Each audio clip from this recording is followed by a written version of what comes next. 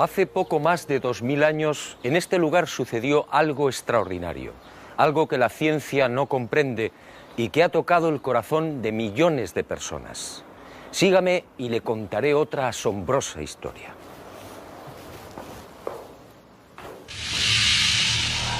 Todo empezó con el ajusticiamiento de un hombre. Fue brutalmente torturado. Fue azotado. Cargó un pesado madero hasta el lugar de ejecución. Fue clavado por las muñecas y pies y murió en la cruz. Y fue sepultado.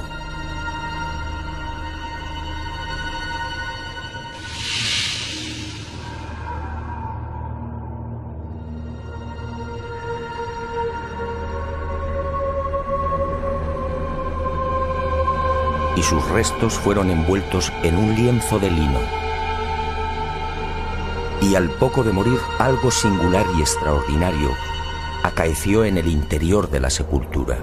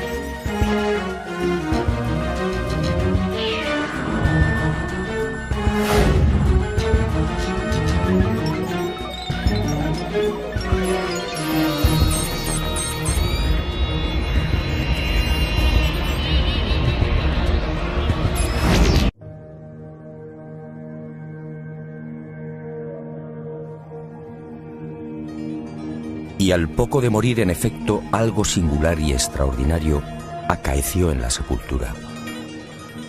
En aquel lienzo, nadie sabe cómo, quedó dibujada la imagen de un hombre muerto. Esa espectacular imagen recibe hoy el nombre de síndone o sábana santa. Sin duda, uno de los grandes misterios a los que se enfrenta la ciencia.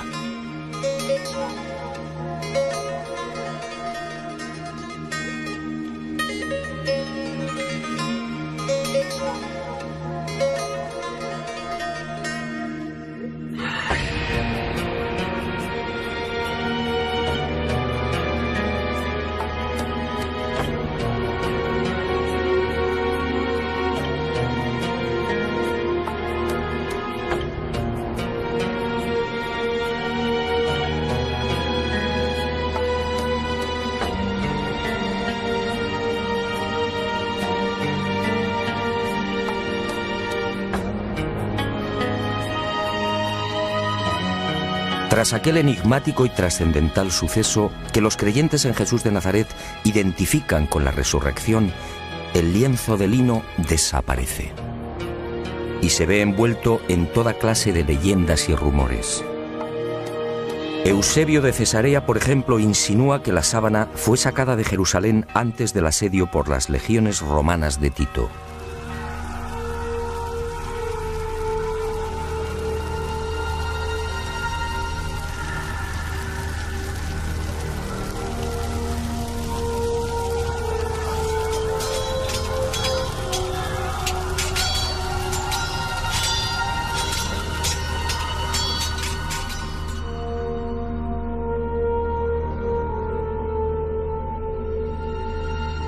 y los discípulos del Maestro pudieron ocultarla en la ciudad de Pela, al este del Jordán. Los evangelios apócrifos, en cambio, señalan otro destino y narran la historia de un rey sirio, Apgar, enfermo de lepra, que al saber de los prodigios de Jesús le ruega que lo cure. En una más que supuesta carta, Jesús responde anunciándole que una vez cumplida su misión enviará a Edesa, la actual ciudad turca de Urfa, a uno de sus discípulos para sanarle.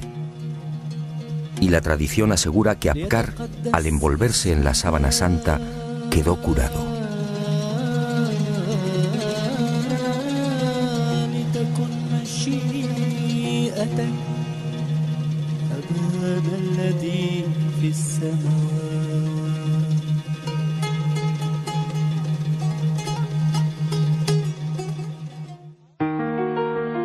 Al margen de estas leyendas, lo que parece más probable es que el lienzo terminara saliendo de Jerusalén por simples razones de seguridad. Como es sabido, la ley mosaica prohíbe el contacto con cadáveres o con restos funerarios. Este era el caso de la sábana santa. En opinión de muchos exégetas, los discípulos de Jesús, al hacerse con el lienzo mortuorio, se vieron en la necesidad de trasladarlo lejos de Israel, ocultándolo en alguna de las nacientes comunidades cristianas de Asia Menor. Y Edesa fue el lugar elegido, quién sabe si por la protección del mítico rey Apgar.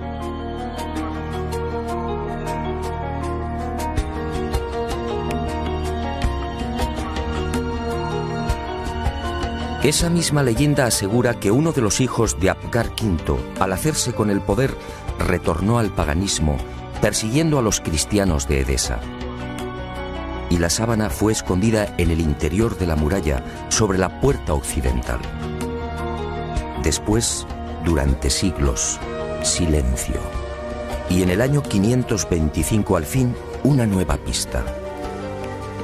Cuentan las crónicas que en esa fecha Eulalio, obispo de Edesa, tuvo un sueño. Y en él una mujer le señaló el lugar donde se hallaba escondida la sábana. Al retirar los ladrillos de la muralla, el obispo en efecto encontró el lienzo. Desde entonces, la imagen del hombre muerto fue expuesta y venerada en Edesa. Y no se sabe exactamente por qué, pero solo fue mostrada la cabeza.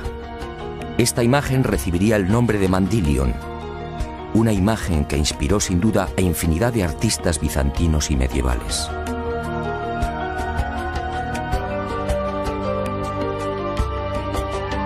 Y durante 400 años el lienzo permaneció en Edesa, pero su fama llegó hasta los confines de la cristiandad. Y en el año 944 el supersticioso emperador de Bizancio, Romano Lecapeno, tomó la decisión de apoderarse del Mandilion. Suponía que así, con la sábana en su poder, obtendría la protección divina. Y un poderoso ejército rodeó Edesa.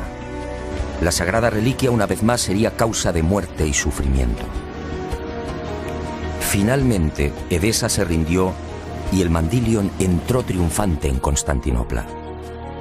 Era el 16 de agosto del 944.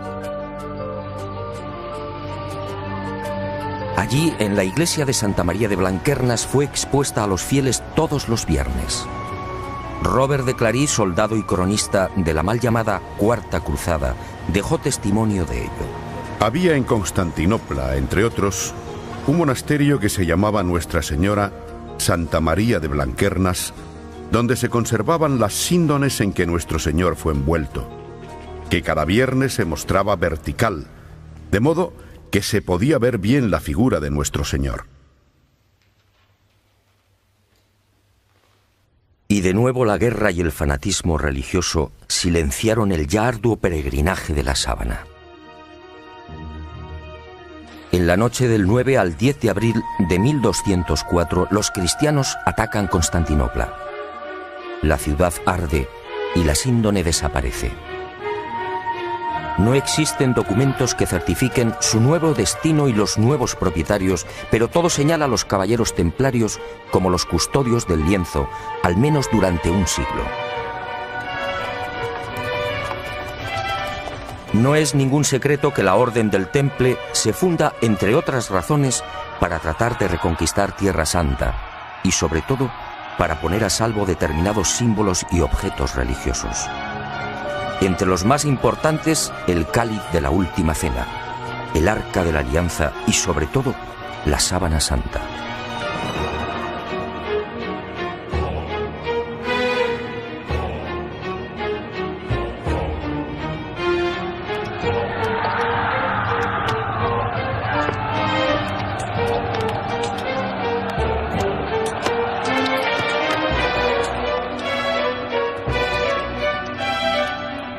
Los caballeros templarios disponían de una información privilegiada y a lo largo de la conquista de los santos lugares peinaron Jerusalén y los subterráneos de la Ciudad Santa.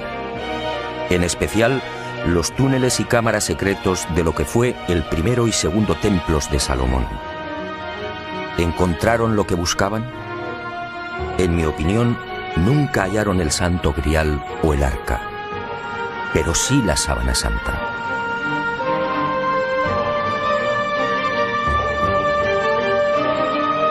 Se sabe que las múltiples reliquias reunidas por los templarios permanecen en la fortaleza de San Juan de Acre, en la costa norte del actual Israel, hasta 1291.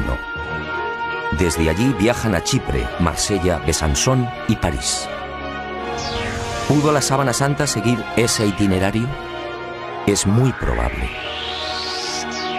Uno de los indicios que apunta a los templarios como los secretos propietarios de la síndone durante 145 años es la acusación por parte de la Santa Sede de venerar a un extraño rostro al que llamaban Baphomet, un rostro sospechosamente parecido al de la Sábana Santa.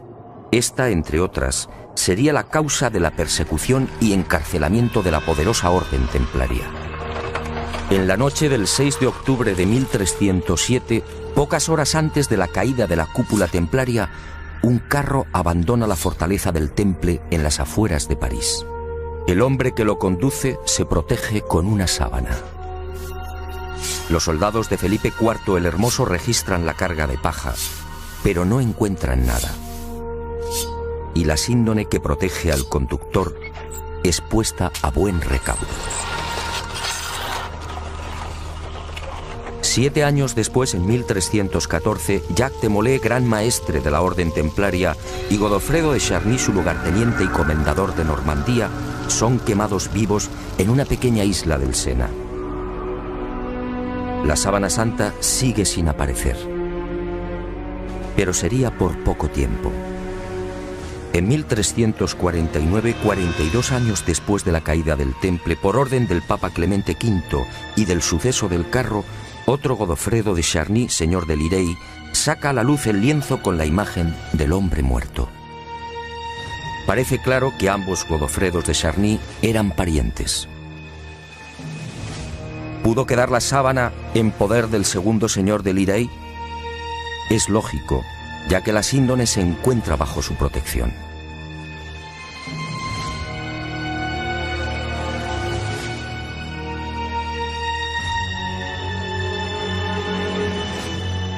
Y el sagrado lienzo es expuesto de nuevo a la veneración pública. Pero el azaroso peregrinaje de la síndone no ha terminado. Unos 60 años más tarde, en 1415, Margarita de Charny, nieta de Godofredo y casada con el señor de San Hippolyte-sur-le-Duc, retira la sábana de la colegiata de Lirey.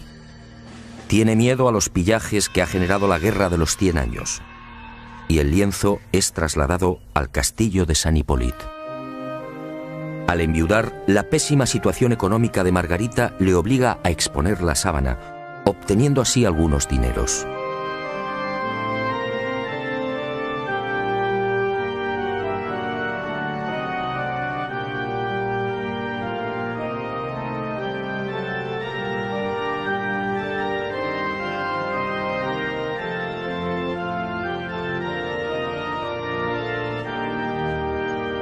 Las penurias económicas de Margarita de Charny se agudizan y finalmente se ve obligada a ceder el lienzo a la Casa de Saboya.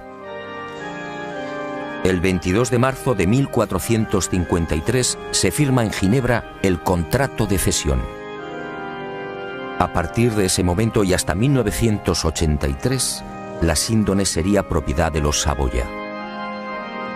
El 18 de marzo de ese año, los herederos de Humberto II de Saboya, ex rey de Italia, entregarían la sábana santa al Vaticano. Y el lienzo, como si de una maldición se tratase, continuó peregrinando de castillo en castillo. Por fin, en 1502, reposaría temporalmente en Chambéry. Fue en esta capilla en la noche del 3 al 4 de diciembre de 1532 donde la sábana santa estuvo a punto de ser destruida. Se declara un pavoroso incendio provocado al parecer por los calvinistas, y la urna de plata que contiene la reliquia, regalo de Margarita de Austria en 1509, es retirada en el último momento. El fuego alcanza a la urna y varias gotas de plata fundida queman y traspasan los 48 pliegues en que se hallaba doblado el lienzo. También el agua empleada para sofocar el incendio impregna parte de la sábana, formando rombos que se repiten simétricamente a lo largo de la imagen.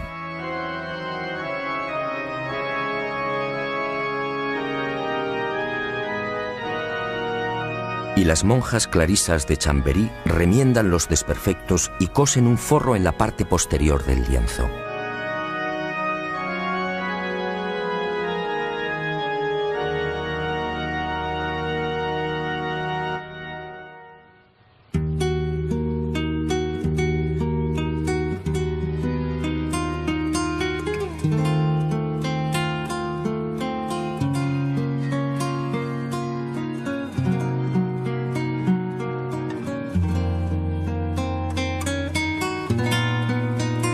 La sábana santa se salva milagrosamente y la imagen vuelve a ser expuesta, ahora mágicamente centrada entre las líneas paralelas que dejó el fuego.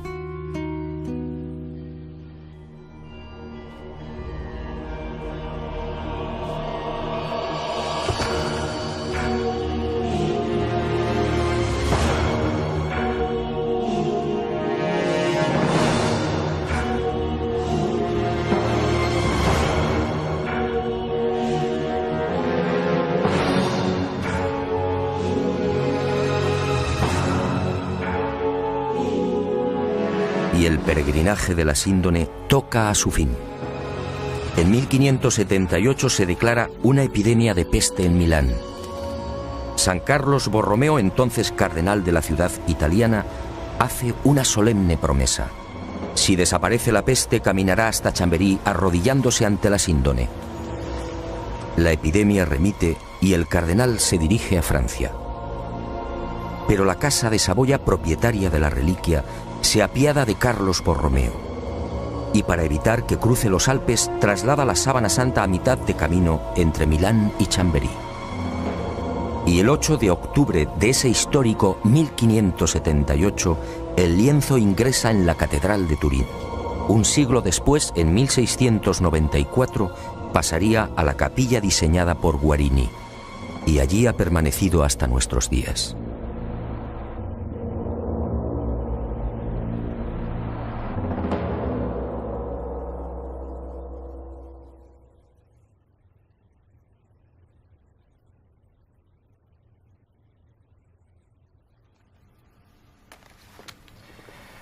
Evidentemente, a la vista de estos testimonios históricos, nadie debería dudar de la autenticidad de la sábana santa. Aún así, en septiembre de 1988, una noticia conmocionó al mundo. El carbono 14 arrojó una datación sorprendente. El tejido analizado, según dijeron, era medieval. Y los científicos situaron la época de su elaboración entre los años 1260 y 1390. Esto, de ser cierto, significa sencillamente que la imagen del hombre muerto es una falsificación. Y los medios de comunicación, con una lamentable falta de rigor, propagaron el suceso. De inmediato, otros científicos reaccionaron, poniendo en tela de juicio la bondad del carbono 14. Poco a poco salieron a la luz hasta 26 irregularidades en los procesos de datación efectuados por los 3 laboratorios. Y se habló incluso de complot. Pero la prensa ignoró esta segunda parte. Naturalmente, las fechas obtenidas por el carbono 14 indignaron a historiadores y científicos que llevaban más de 20 años dedicados al estudio de la síndone. Repasemos algunas de estas investigaciones.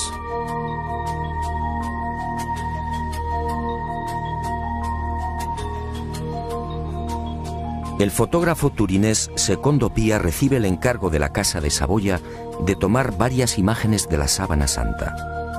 Son las primeras fotos de la síndone. Al revelar las enormes placas, el fotógrafo queda perplejo. Los negativos en realidad son un positivo. Y el mundo contempla por primera vez el auténtico rostro y la imagen real del hombre muerto. La síndone, por tanto, es un negativo fotográfico. ¿Había fotógrafos en los siglos XIII y XIV? Un primer grupo de expertos examina la síndone y toma muestras de los hilos de lino. Nuevas sorpresas. No hay pintura, tintes ni pigmentos. Nadie se explica la formación de la imagen. El profesor Raes del Instituto de Tecnología Textil de Gante analiza estos hilillos y descubre con el microscopio la presencia de fibras de algodón. En Europa no se tejió el algodón hasta finales del siglo XV. La síndone, además, fue tejida a mano y con una textura denominada espina de pescado, una modalidad que llegaría al viejo continente en ese mismo siglo XV. El lienzo, en definitiva, según Gilbert Raes, es idéntico a los confeccionados en el Medio Oriente en el siglo I. Y surge otra inevitable pregunta. ¿Cómo se las ingenió el falsificador de los siglos XIII o XIV para introducir en la urdimbre unas fibras de algodón todavía desconocidas en Europa? Médicos y antropólogos examinan también la figura del hombre muerto. Lo que ven les llena de admiración. Aquel varón de claro perfil caucásico fue un atleta. Altura 1,81 metros. Perímetro de la caja torácica 99 centímetros. Longitud de las piernas 94 centímetros. Extremidades superiores 82 centímetros. Altura de los hombros, medida entre los puntos acromiales 45 centímetros. Perímetro máximo de las rodillas 42 centímetros. Peso total alrededor de 80 kilos. Peso aproximado del cerebro 1.492 gramos. Rostro estrecho, con rasgos semíticos. Raza blanca. En suma, un ejemplar casi perfecto de una extraordinaria belleza.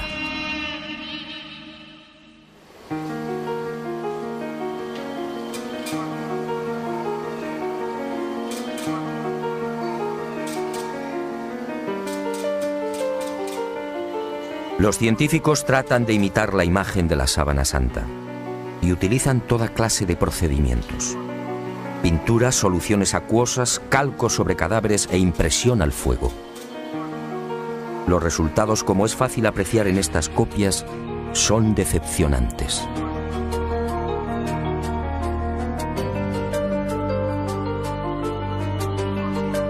Ninguna de las imágenes obtenidas presenta la belleza, serenidad y perfección del hombre muerto. La duda sigue en el aire. ¿Cómo se las ingenió el supuesto falsificador para plasmar una figura tan precisa y delicada? Pero sigamos. Las sorpresas de los científicos apenas habían comenzado. En la noche del 23 de noviembre de 1973, Max Frey, palinólogo y experto en criminalística, tiene acceso a la Sábana Santa. Toma muestras del polvo adherido al lino y las analiza al microscopio electrónico.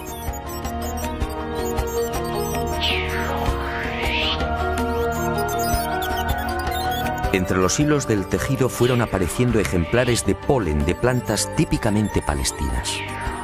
La asueda fue una de las primeras.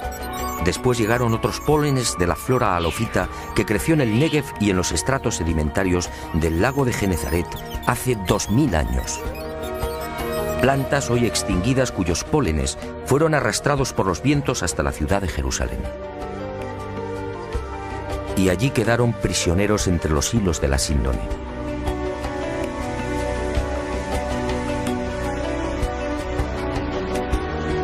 Después descubrió el polen del Linum mucronatum, una planta exclusiva de Turquía, otros 9 pólenes de la región de Anatolia y 12 especies que crecen en Francia e Italia. En total 22 pólenes que certificaban el peregrinaje de la Sábana Santa por Israel, Edesa, Constantinopla, Francia e Italia. En otras palabras, lo que ya sabíamos por la historia. Y vuelvo a preguntarme, si la síndone hace 2000 años recibió el polen de plantas de Israel, ¿cómo se las arregló el falsificador de los siglos XIII o XIV para obtener un polen ya extinguido? ¿Cómo pudo seleccionarlos si el microscopio no estaba inventado?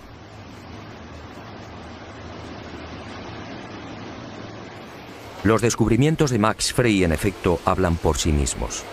La presencia del polen debería de haber sido más que suficiente para silenciar a cuantos negaban la autenticidad de la síndone.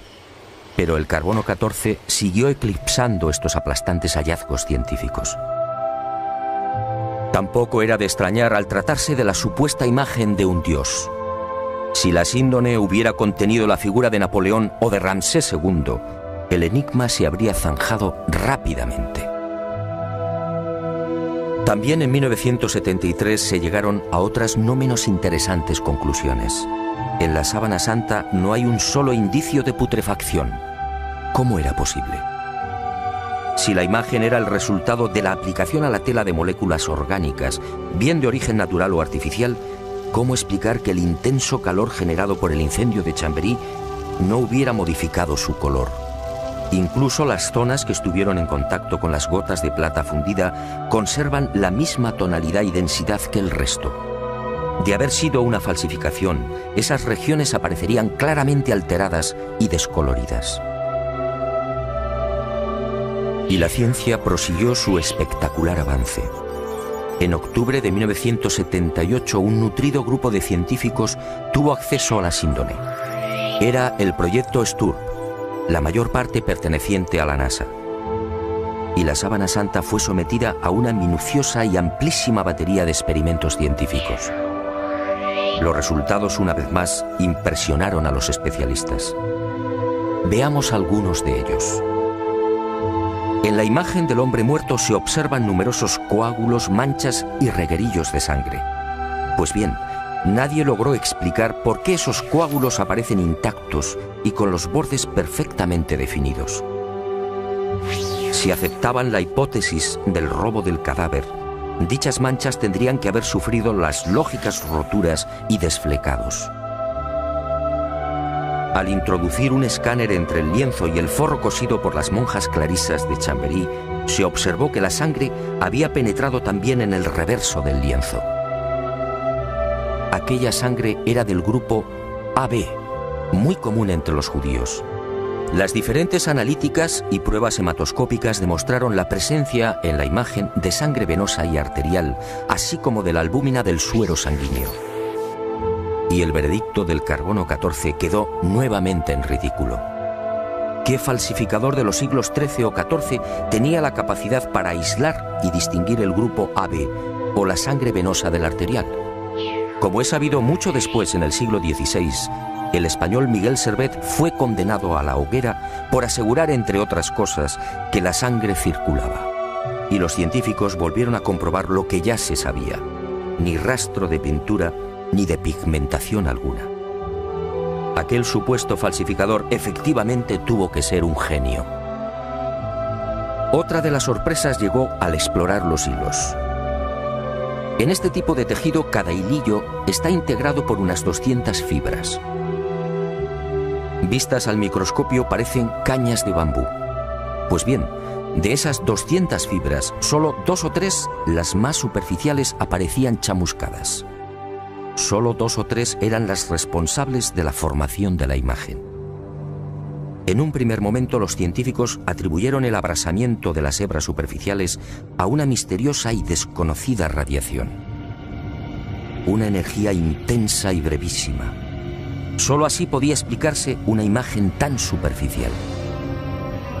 Después, al examinar las fibras con el microscopio de contraste de fases, se percataron de algo mucho más sutil. Las hebras en realidad no estaban quemadas. Las fibras habían sido deshidratadas, es decir, envejecidas y oxidadas en centésimas de segundo.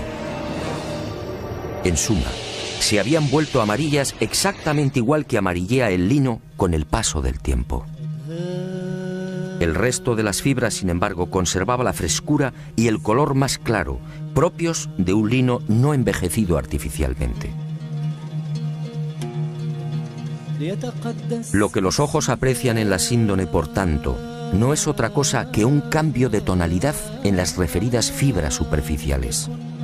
Increíble, sí.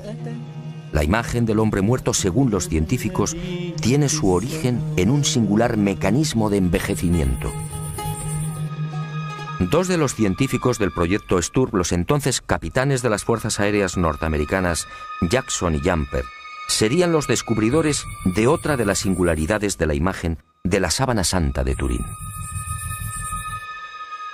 Al detectar aquella anomalía, sus esquemas mentales se vinieron abajo definitivamente. Trabajando con las computadoras, se percataron de algo aparentemente imposible. La imagen era tridimensional. Al contrario de lo que sucede con una fotografía normal y corriente, la imagen del hombre muerto conservaba una información subterránea, solo detectable con los ordenadores. Aquella no era una imagen plana. La intensidad luminosa de cada punto era distinta y dependía de la distancia del cuerpo al lienzo. El hallazgo fue tan asombroso que los capitanes repitieron el experimento una y otra vez, utilizando incluso voluntarios envueltos en sábanas. El microdensímetro escandidor y el VP8, la computadora utilizada para la recepción y recomposición de los millones de dígitos, arrojaron siempre el mismo resultado. Las zonas del lienzo que tocaban el cadáver, la nariz por ejemplo, disfrutaban de una luminosidad superior a las que se hallaban más alejadas del cuerpo. Nuevo mazazo al carbono 14. Que se sepa, solo en el siglo XX y con dificultades, fue posible la maravilla de la tridimensionalidad. En el transcurso de estos experimentos, Jackson y Jumper fueron a descubrir otro singular detalle.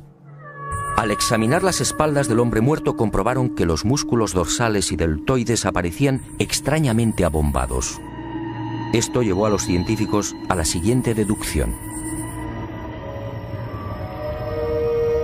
Durante el proceso de formación de la imagen, el cadáver tuvo que permanecer inmóvil e ingrávido, es decir, en el aire. Y a Jackson y Jumper les corresponde también el descubrimiento de la primera pista de un hallazgo que me atrevo a calificar de definitivo y que fija la fecha de la aparición de la imagen. Ocurrió mientras trabajaban con la tridimensionalidad. De pronto, sobre los ojos descubrieron 2 círculos. ¿Se trataba de monedas? Esa justamente era la costumbre judía en los enterramientos próximos al sábado. Los párpados del difunto eran cerrados y sobre ellos se depositaban sendas monedas. Al poco, el padre Filas, jesuita norteamericano, redondeó el descubrimiento. Sus pesquisas entre los más destacados numismáticos dieron fruto. Las letras que se leen en uno de los círculos, Ukai, eran idénticas a las que presentan los leptones, unas pequeñas monedas de bronce de 2 gramos de peso y 15 milímetros de diámetro. Unas monedas acuñadas por Poncio en la provincia romana de la Judea entre los años 29 al 32. Ukai era parte de la leyenda Tiberiu Caesaris, es decir, de Tiberio César, el emperador que gobernaba en el año 30, fecha de la muerte de Jesús de Nazaret.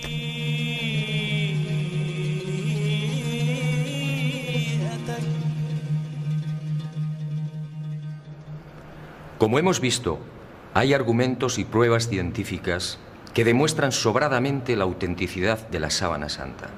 Alguien hace 2000 años, en aquel sepulcro, manipuló el tiempo e hizo desaparecer el cadáver. Una medida tan respetuosa como inteligente. ¿Imagina usted lo que habría sucedido si la humanidad hubiera conservado los huesos de Jesús de Nazaret?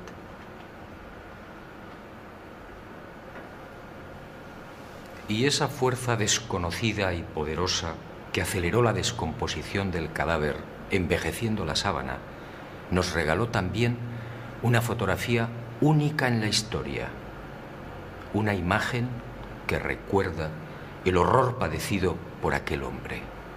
Sígame y se lo mostraré. Ah, y una advertencia.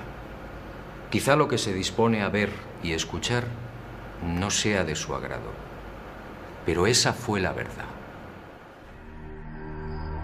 También la medicina investigó la imagen del hombre muerto, y lo que halló causó pavor entre traumatólogos, internistas, forenses y anatomistas. Examinemos paso a paso aquella pasión y muerte. Cercana a la medianoche del jueves al viernes, aquel hombre se retiró a lo más frondoso del olivar. Y una profunda angustia lo clavó a tierra. El fortísimo estrés y quizá el miedo provocaron un singular fenómeno en su piel, la hematidrosis, un sudor sanguíneo que empezó a debilitarlo. Las manchas de sangre, en efecto, cubren toda la imagen.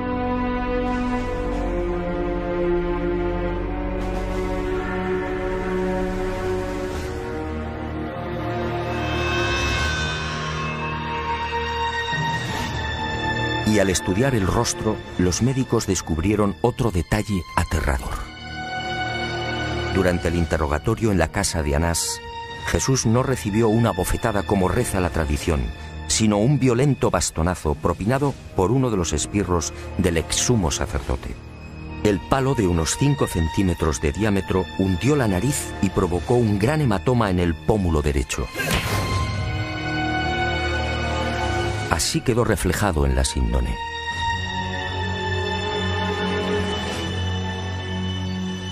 Pero lo peor estaba por llegar. Al examinar las imágenes frontal y dorsal, patólogos y forenses palidecieron. Aquel hombre había sido flagelado brutalmente. Algunos expertos han contado 120 golpes.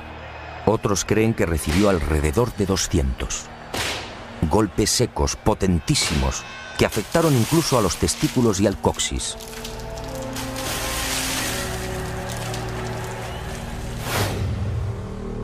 Golpes diabólicamente estudiados que no afectaron a la zona del corazón, evitando así la muerte prematura del reo.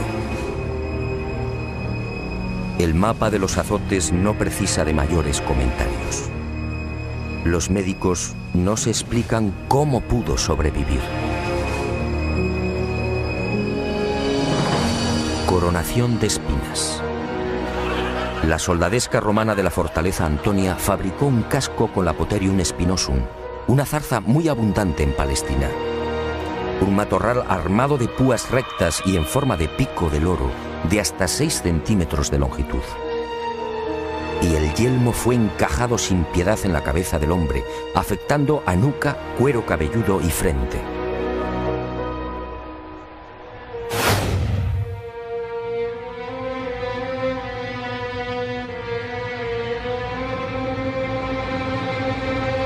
La hemorragia y el dolor fueron igualmente intensísimos.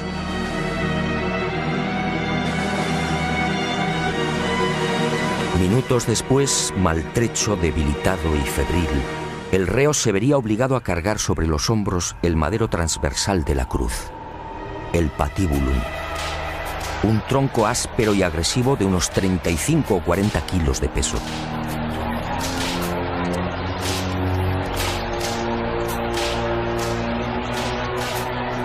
Fue amarrado con una cuerda que a su vez, tras rodear el tobillo, lo vinculó a los 2 terroristas que lo acompañaban hasta el lugar de ejecución.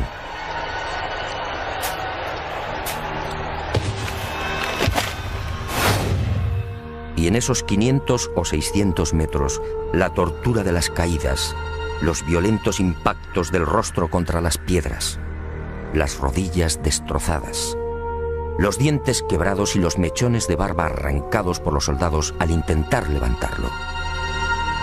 La imagen de la sábana santa es fría y certera.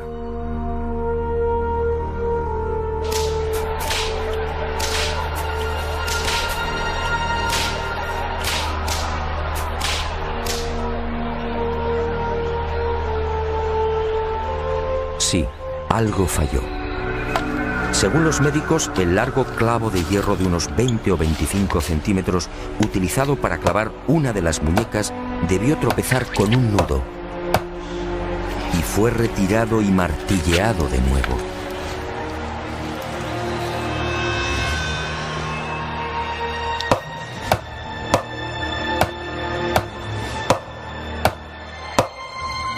El hombre de la sábana fue atravesado no por las palmas de las manos, sino por las muñecas, bien por el llamado punto de Destot o por la articulación radiocubital inferior.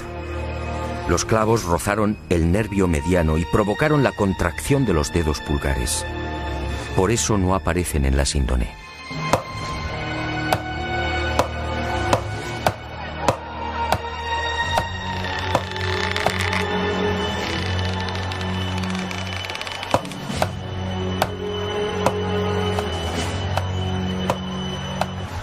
Con el tercer clavo, según los médicos, no hubo problemas.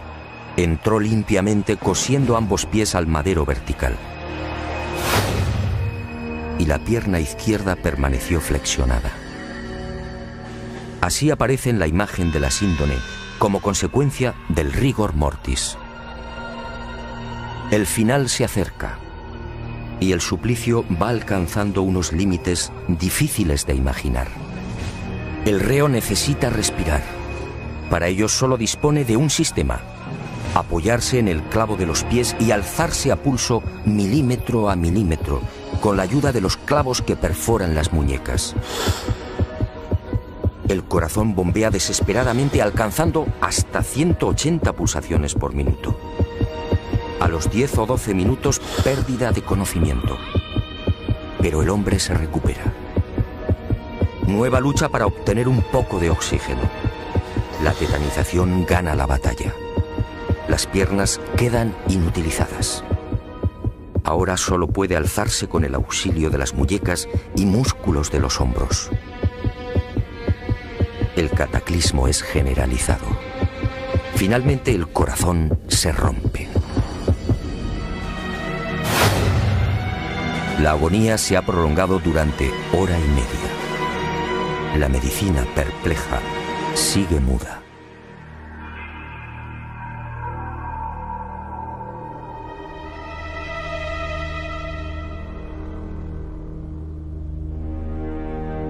Pero el espanto y la humillación no han concluido.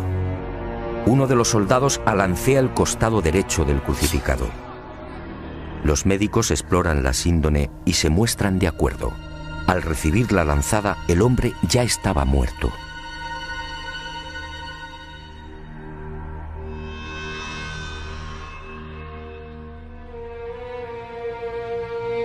La lanza resbaló por encima de la sexta costilla, atravesó pulmón y corazón y abrió la aurícula derecha. Emanó sangre y agua. Sangre de la vena cava superior. Agua o líquido seroso del pulmón. Después, en el descendimiento o en el traslado al sepulcro por efecto de la gravedad, la vena cava inferior se vació igualmente. Y ese reguero aparece también en la cintura del hombre muerto.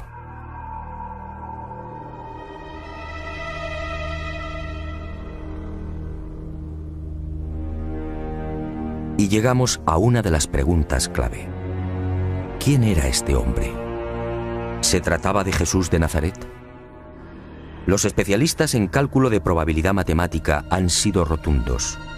Según Paul de Gail, ingeniero y jesuita francés, la posibilidad de que no fuera Jesús es de 1 contra 225.000 millones. En palabras del médico italiano Tino Zeuli, esta probabilidad es la misma que tiene una piedra de convertirse en pájaro y salir volando.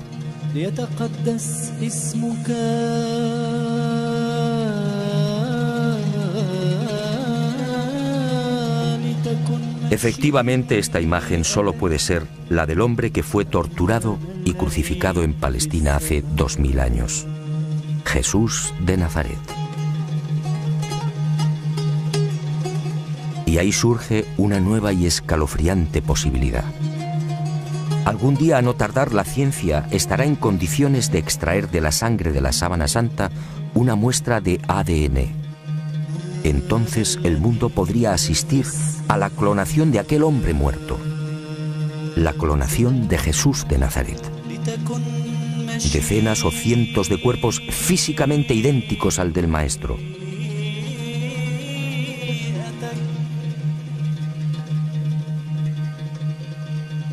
Y desde algunos sectores de la Iglesia se han alzado voces de advertencia. Atención, mañana el mundo podría comerciar con el cuerpo del Galileo. ¿Será esa la razón por la que algunos tratan de destruir la sábana santa o de reducirla a una falsificación de la Edad Media?